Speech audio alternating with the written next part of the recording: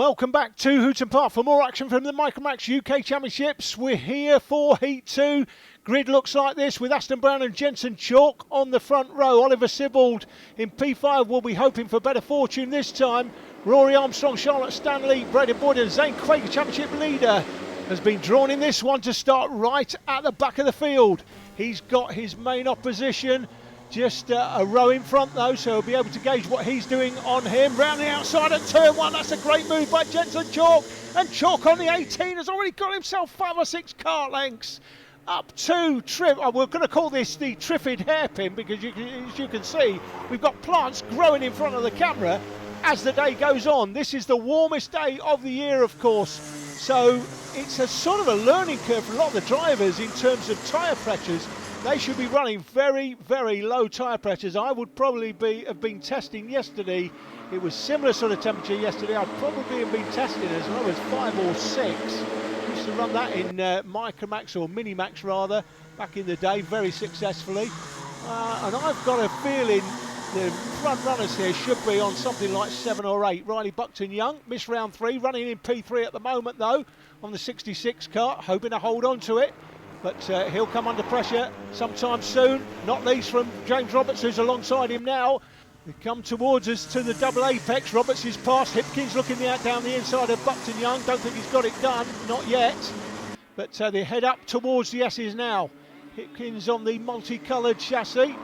Here he comes. He won the club meeting here last week and won it comfortably as well. Seb Corking, who's second in the championship on drop scores after round 3, 3 points behind Quaker, but third overall as Quaker goes through. That is the championship leader, making up a place, but he's struggling to get through the field here at the moment.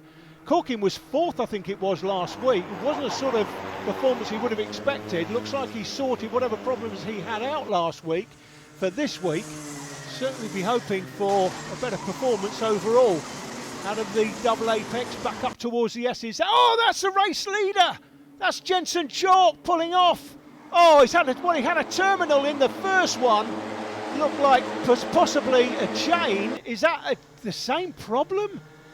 What is that? That's another mechanical for Jensen Chalk whilst leading, going through. Oh, and that is Rory Armstrong. We saw the contact in the first heat. Armstrong on Hipkins, taking Hipkins' Nassau panel out. Armstrong carried on, Hipkins didn't, and Hipkins with his hand in the air there as Rory Armstrong makes a very similar move, but no damage done this time.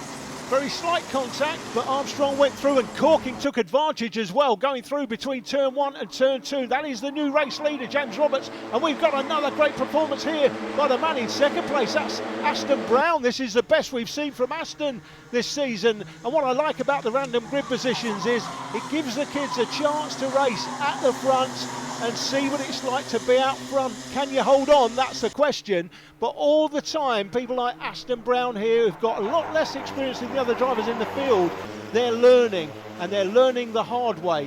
This is old school karting. The format, random grid positions, 3 heats in from random grid positions. The computer draws where you start. You have 1 at the front, heat at the front, heat at the back, something in the middle. You might even have 3 in the middle. But it's not like the current modern thinking, which is qualifying, 2 heats, a pre-final and a final. I can't stand that nonsense. Doesn't allow the kids that are coming through and learning, they have to start at the back all the time. Give them random grids, give them something where they've got to start at the front. Can they hold on? And even if they can't, Aston's been overtaken there for second. Even if they can't, it gives them a chance to see what it's like to be in the battle at the front of the field, not just always having to come through from the back. That's why I like it. That's what we grew up with. My son raced like that in karting. I really do not. I think you're probably getting the sense, guys. I do not like time qualifying. I do not like it at all. Hopefully you've got that sense. Anyway, coming down the inside, this is another move on Aston Brown. That's Sebastian Corking. 3rd in the championship overall, 2nd after round 3 on drop scores, just 3 points off Zane Quaker. And as I said earlier, as Brown loses another place, but these are all the faster drivers all coming through. It's up to Aston now as Hipkins has gone through, obviously last week's winner. It's up to Aston now it gives him a chance while he's at the front to judge what he's doing on what they're doing. and hopefully he'll see where they're braking, where he's braking, and he starts to learn. There is Aston on the 57. He's going to come under pressure now from the man behind, not surprisingly, because that is the 44 card of the championship leader. Hipkins won the Hoop Park IK meeting last week. He won it by I think a comfortable distance. I didn't see the final one, saw all the heats. He was strong all day, frankly. The man that was disappointing that day was Sebastian Corking, but I think Corking had a problem with the setup. Looks like he's sort of solved it now, and he'll hope so, because he needs a better result this week than he did last week. Charlotte Stanley there on the 22, struggling a bit in this one as well. Looks like she's got a cart under her that she's not quite happy with. We've seen her be much quicker than this. That's Riley Buckton-Young on the 66. Again, one of the youngest drivers in the field, if not the youngest driver in the field. Again, less experienced than the drivers around him, but getting a chance in that little battle there for 8th, 9th, 10th, 11th, 12th to lead that battle. And these are the battles that you want to win, because it might be for 8th today, but next year or in 2 years' time, that might be for the win. Talking about for the win, there's Oliver Sybil coming up the inside of Riley Buckton-Young, just in the background. Looks like he made that stick, but Sybil is having a disappointing day. It was a disappointing heat one for him, and it's looking similar in this one. We know he has got a lot more pace than that as a driver, so I think that is some sort of setup issue with the car. We know this is the warmest day of the year so far. Nobody will have tested in these temperatures, so they're sort of a little bit guessing a little bit on the tyre pressures.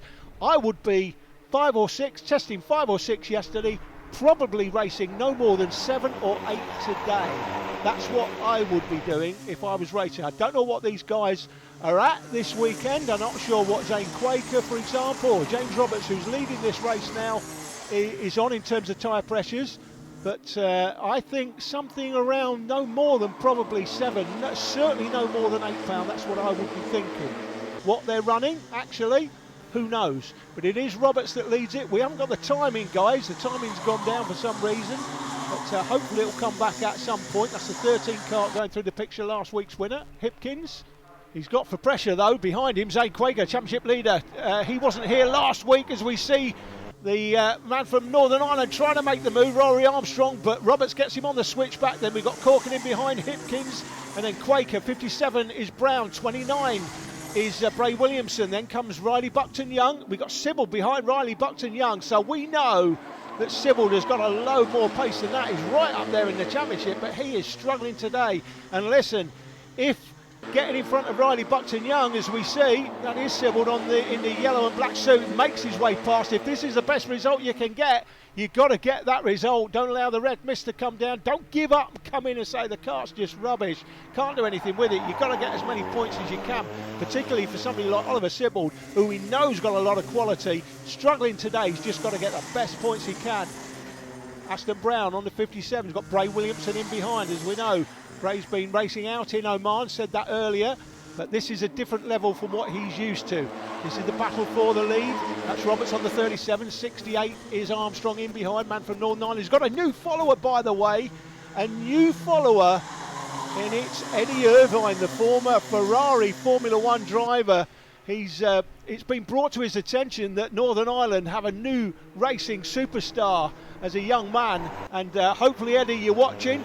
And Eddie, why not come over? We'll do an interview with you next time. We're at Rowett in Cumbria. Come and visit one of the most beautiful karting circuits in the world, and I mean that absolutely. Come and visit, and we'll be happy to catch up with you. Come and see Rory in the flesh.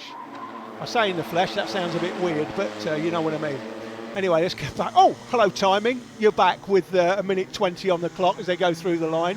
So Roberts has got the lead, but not for long, and that is a man from Northern Ireland that takes it. Armstrong's got it now, oh, and running wide. Sebastian Corkin on the 52, dipping 2 wheels on the grass, and Zane Quaker's taken advantage. Quaker's nipped through to 3rd, dropping Corkin to 4th. Hipkins is all over the back of Corkin now as well. So that nearly went completely pear-shaped there. Could have easily dipped 2 on the grass and spun it round 180 or 360, but Corkin's still running. Sybil leading that group there, but still struggling. He's a lot quicker than we're seeing today, so Oliver's got a bit of a problem. 40 seconds on the clock as they go through. This is going to be close. Is it 2 laps or 3 laps remaining? That's the 13 kart on the back of the group of 5. So we've got Armstrong from Roberts, Quaker, Corking, and then Ollie Hipkins, 1.4 seconds separate the top 5 as they go into the Triffid hairpin, we're calling it this weekend because of the undergrowth.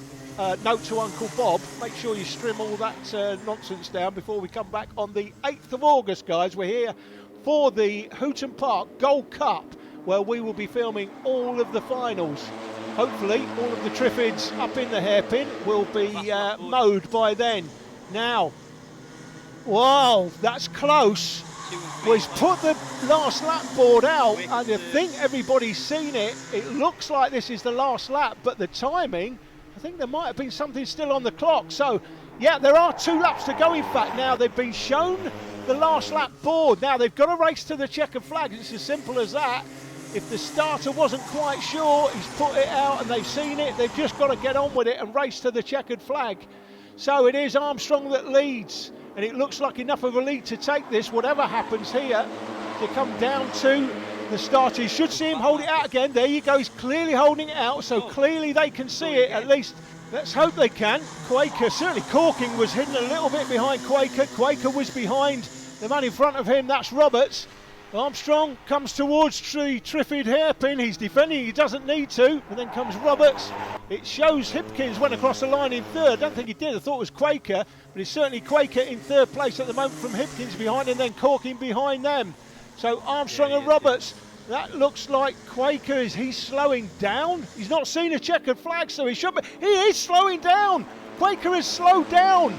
He thinks he's seen the last lap board, but that is the finish. If you're a racing driver, you race to the checkered flag, and Quaker is going to give up a place on the last lap. And it looks like Corking was further back. I think he has confused it as well. All right, you could argue that the starter has confused them a little bit, but rules state you have to race to the flag. And it is Armstrong that takes it, and he's got an extra championship point over Zane Quaker. That's very handy indeed. Armstrong from Roberts, Hipkins, Quaker, Corking, Williamson, Brown, Sybil, Boyd, and Jake Woods ran out the top 10. Join us in part 3 for Heat 3.